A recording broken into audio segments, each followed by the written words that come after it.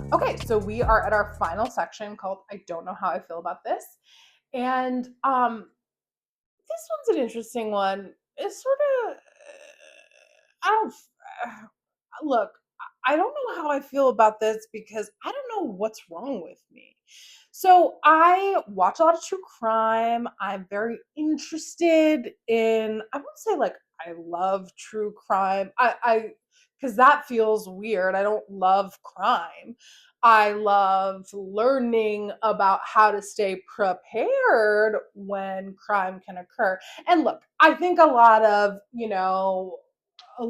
people like me, women, queer people, anybody in a marginalized group can find the way to true crime as a bit of an obsession because it's almost like this happens more to, the identities that we have and that we share, and so you like gravitate towards knowing what happens and what could happen.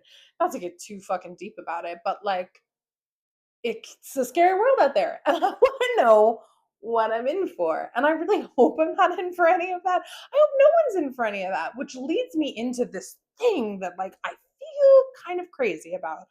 So I watch a lot of documentaries and shows, in particular, stuff on Investigation Discovery. I watch stuff on, every Hulu and Netflix documentary that ever comes out, anything on HBO Max, anything that like has anything to do with true crime. I'm on it. I'm interested.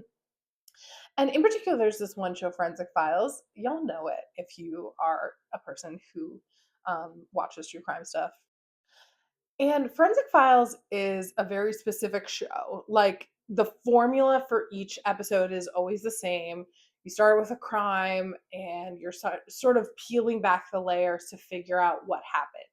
And every single time during a Forensic Files episode, they, they start to talk about what was left behind by the killer and how they used those things to forensically link it to the killer. And when I get really into the story and they're like, and little did he know he left behind half a palm print. And my first instinct is like, idiot, why'd you do it? You should have worn gloves. I can't believe it. What are we doing here? If we're going to do the crime, let's do it correctly. And then I have to have a very real conversation with myself about whether or not I'm rooting for the murderer. And I'm not. Truly, I'm not.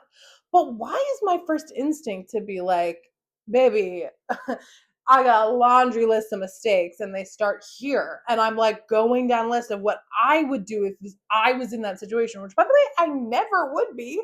I can't hurt anything or anybody. The idea of doing that is horrendous to me.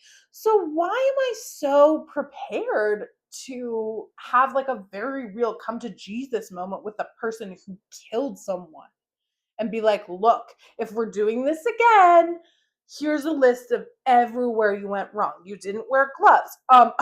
The dirt on your shoes was from the same was from the same field where the body was found. You didn't think to wash those or throw away your shoes.